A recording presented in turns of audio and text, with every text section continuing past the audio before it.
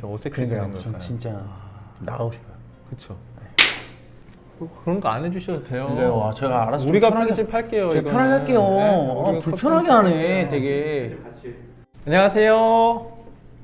안녕하세요. 저만 인사하는. 네. 안녕하세요. 오늘부터는 저희가 초원에 사용하시는 분들이 질문을 올려주신 것들이 있는데 그 질문에 대해서 신앙적으로 고민을 해보면서 거기서부터 출발하는 큐티를 해보려고 합니다.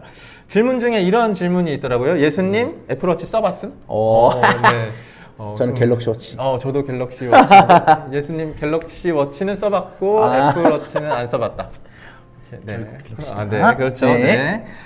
왜 저희가 이 질문을 선택하게 됐냐면 요즘 기술의 진보가 막 눈부시게 발전하고 있잖아요. 네. 그래서 이 기술의 진보와 기독교의 관계에 대해서 한번 생각해 보면 초원과 함께하는 이 큐티에 조금 시작점이 될 수 네, 있지 않을까 생각을 좋은 질문인 하게 것 되거든요. 같습니다. 요즘 AI가 신을 대체하는가라는 질문을 하신 분도 있으시고요.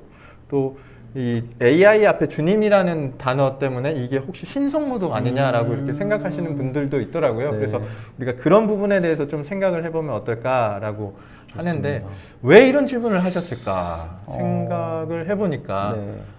영화 같은 데서 AI나 이런 기술 맞아요. 때문에 사람들이 이렇게 뭐 공격을 받는다든가 네. 어려움에 처하는 그런 거. 그래서 막연한 두려움이 있는데 매스컴에서 막 이 AI에 대해서 이렇게 추측성 기사를 많이 또 내기도 맞아요. 하니까 그런 두려움이 생기는 게 아닐까 생각이 좀 들거든요. 그래서 저도 그런 영화를 볼 때마다 언젠가 나중에 먼 미래에 AI가 인간에게 해를 가하거나 이런 것들로부터 오는 막연한 두려움이 조금은 있는 것 같아요. 그런데 또 막상 사용을 해보면 또 저희 큐티를 보시면 아시겠지만 맞아요. 그저 지금 저희가 사용하는 이 AI는 그냥 하나의 자료 정도로 보시면 좋을 것 같아요.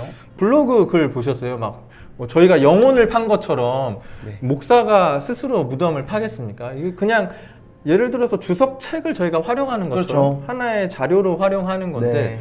마치 저희가 AI가 써준 걸 그대로 한다라고 이렇게 오해를 하시는 분들도 있는 것 같고 네. 거기 그런- 제 얼굴이 이렇게 대문짝만하게 잘생긴 사람을 쓰시나 봐요. 아멘, 아멘.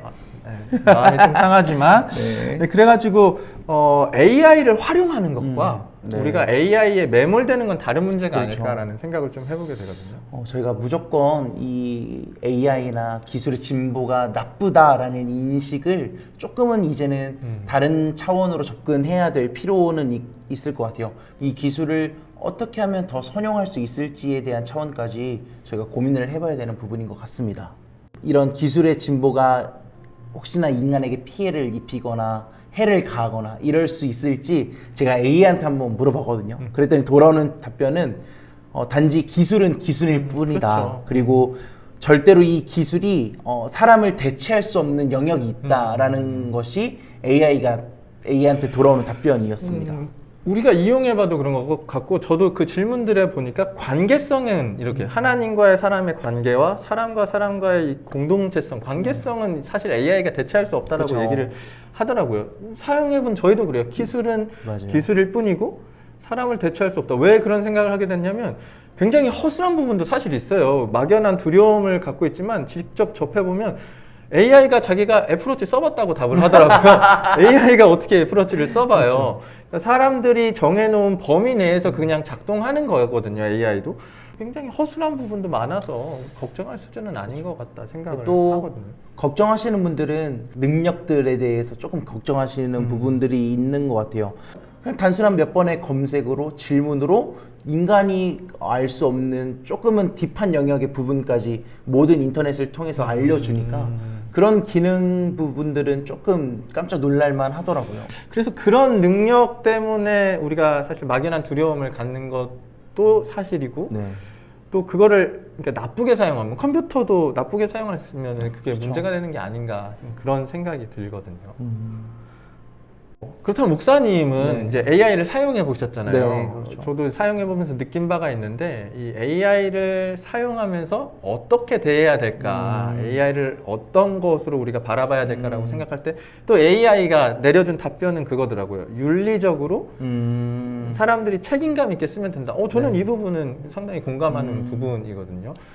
제가 개인적으로 생각하기로는 과연 기술이 문제인가 아니면 그 기술을 이용하는 사람이 문제인가에 대한 고민이 먼저일 것 같아요. 단적인 예로 들면 요즘 사람들 사이에서 화두가 되는 펜타닐이라는 그렇죠. 마약이 있잖아요. 근데 그거를 어떻게 사용하느냐에 따라서 그게 정말 필요한 사람들에게 도움을 줄 수 있는 의약품 혹은 정말 안 좋게 사용하는 사람들에게는 마약이 될 수 있는 것처럼 어떤 기술을 가지고 어떻게 사용하느냐가 더 중요한 것 같습니다. 그러니까요. 그래서 저희도 사용해 보니까 이게 잘 사용하면 좋은 거다라는 게 느껴지잖아요. 물론 조심해야 될 부분들을 저희가 사용해 보니까 표절 좀 문제가 되잖아요. 네, 이 자료의 출처가 어디가 되는가라는 거를 조금 책임성 있게 밝혀야 될 것 같고, 또 우리가 사용해 보니까 개인정보 유출 이런 건 윤리적인 거잖아요. 그렇죠. 그러니까 사용하는 사람들의 개인정보가 유출되는 부분들 조심해야 될 것 같고, AI가 이게 언어 모델이다 보니까 정말 사람처럼 얘기해서 거짓 정보가 진짜처럼 착각하고 그걸 보고 그거에 대해서 속아 넘어가는 그런 부분들에 있어서 할루시네이션이라고 그렇죠. 하죠. 할루시네이션. 오, 전문 용어. 네, 그것 좀 조심해야 되지 않을까라는 네. 그런 생각이 좀 들거든요. 그래서 저는 개인적으로 이런 프로그램들을 사용해서 저희가 큐티를 하거나 할 때 조금 모순적이게 바라보시지 않으셨으면 좋겠어요. 이 말이 어떤 의미냐면 사실 기술은 완전하지 않다라는 걸 저희도 알고 또 이거를 보시는 분들도 알고 또 다른 이 기술을 사용하시는 분들도 모두가 다 알고 있잖아요. 그래서 저희도 마찬가지고 사용하시는 모든 분들도 여기에 모든 것을 다 걸지 않는다라는 거. 그래서 저희가 이 기술을 통해서 내놓은 답변을 저희가 더 살을 보태고 저희의 개인적인 의견들이나 그렇죠. 혹은 전문적인 의견을 포함해서 큐티를 찍고 기술을 사용한다라는 것을 조금 아셨으면 좋겠어요. AI가 악한 도구의 대명사가 되기 전에 AI는 나쁜 거다라는 정의가 내려지기 전에 기독교든 다른 분야에서도 선하게 사용을 해서 좋은 것을 좋게 사용하면 좋은 그렇죠. 도구가 될 수 있다. 그렇죠. 하나님의 기쁨과 영광이 될 수 있다라고 이렇게 할 수 있지 않을까? 네. 그렇게 생각하거든요. 이제 마지막으로요, 목사님. 네. 좀 근본적으로 생각을 좀 해보고 싶은 부분이 있어요. 그러면 AI를 대할 때 우리가 조심해야 되는, 진짜 조심해야 되는 게 뭘까? 앞으로 활용하는 범위가 점점 넓어지고 네. 더 깊어질 텐데, 저는 AI의 끝이 뭔가라는 걸 좀 생각을 해봤어요. 그래서 AI도 그렇고 사용해본 저희도 그렇고 AI가 사람을 대체할 수는 없지만 AI와 사람 사이의 간격은 점점 분명히 좁아질 거다. 점점 사람처럼 될 거다. 그러면 조심해야 되는 건 사실 저는 AI가 아니라 사람이라고 네. 생각해요. 사람이 AI가 점점 사람처럼 되면 사람이 감당해야 될 것을 넘겨버리고 그리고 나서 사람인 것을 지키려고 한다면 네. 문제가 될 것 같아요. 그래서 아까 목사의 영혼을 팔아버렸다라는 표현을 썼던 것처럼 우리가 AI에 매몰되지 않도록 네. 우리 스스로를 지켜낼 수 있는 그런 책임성이 있어야 되지 않을까? 맞아요. 그렇게 생각을 하거든요. 거기에 제가 개인적으로 조금만 덧붙이자면 AI가 제공하는 정보 중에 조금은 편향적인 정보들이 있는 것 같아요. 뭐 예를 들면 이단에 대한 것들이나 뭐 정치적인 것들 그리고 사회적인 것들에 대한 고민해보면서 조금 그 정보를 저희가 들어야겠다라고 생각을 해봤어요. 그런 것 같아요. 근데 질문 자체를 그렇게 하시는 좀 이게 좀 맞아요. 나쁜 의도를 가지고 하시는 분들이 있잖아요. 일부러 특정 정부를 비판하다던가 네. 특정 사상을 비판하시는 분들, 네, 그거를 목적으로 질문을 하니까 네. AI는 그 제한된 범위 내에서 답변을 하다 보니까 편향된 질문이 나오기도 그렇죠. 하는데 그걸 사람 스스로가 잘 분별을 해야 된다라는 그렇죠. 그런 말씀. 네. 그래서 AI에 대한 건강한 비판 그리고 이 AI 기술에 대한 그 저와 여러분들 그리고 함께하는 모든 분들의 감시자의 역할이 필요하다라고 생각이 됩니다.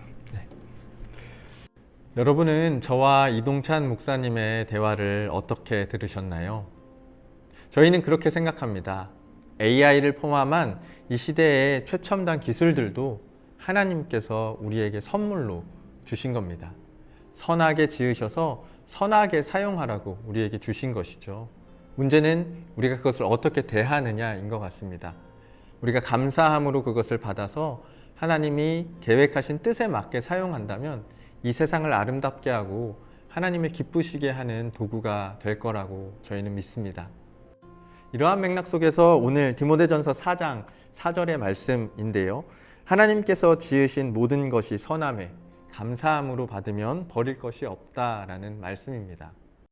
바울도 같은 생각으로 이 말씀을 주고 있는 겁니다. 하나님이 지으신 것들, 그것이 물건이든 아니면 살아있는 생물이든 아니면 심지어 사람이라도 하나님은 하나님의 마음을 담아서 그것들을 만드셨죠.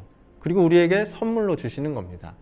문제는 우리가 그것들을 어떠한 마음으로 받고 어떠한 마음으로 대하느냐라는 것이죠.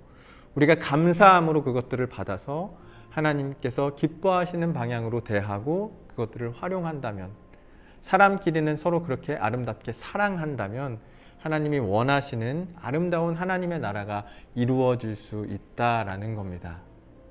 여러분, 살아오셨던 삶을 한번 돌아보시기 바랍니다. 혹시 내 생각과 다르다고, 내가 생각하는 기준과 맞지 않다고 하나님이 우리에게 주신 좋은 것들을 무조건 비판하거나 잘못된 것이라고 이렇게 단정지었던 순간은 없었는지, 만약에 그러한 것들이 있었다라고 한다면 그것들을 왜곡된 시선으로 바라보던 우리의 마음과 생각들을 내려놓으시고 하나님이 그 안에 담아 놓으신 하나님의 뜻, 하나님의 마음, 그리고 그것을 통해서 서로 사랑하기를 바라시는 그 하나님의 기대를 이해하시면서 그것들을 대하실 수 있기를 주님의 이름으로 축복합니다. 오늘 말씀을 통해서 더 깊은 묵상으로 나아가길 원하시는 분들께서는요, 초원 큐티 페이지를 통해서 성경의 배경과 메시지를 한 번 더 꼼꼼하게 살펴보시면 좋을 것 같습니다. 우리 함께 기도함으로 마치도록 하겠습니다. 모든 것을 선하게 창조하신 하나님, 하나님은 말씀으로 만드신 천지 만물을 바라보시며 좋다고 하셨습니다. 그것을 바라보는 저희 마음에 감사가 넘치게 해 주십시오. 저희의 생각을 가지고 그것들을 평가하고 서로를 비난하기보다는 하나님의 뜻과 마음을 구하며 먼저 사랑하게 해 주십시오. 그렇게 살아가는 우리를 통하여 하나님이 기쁨과 영광을 받으실 줄로 믿습니다. 예수님의 이름으로 기도드립니다. 아멘.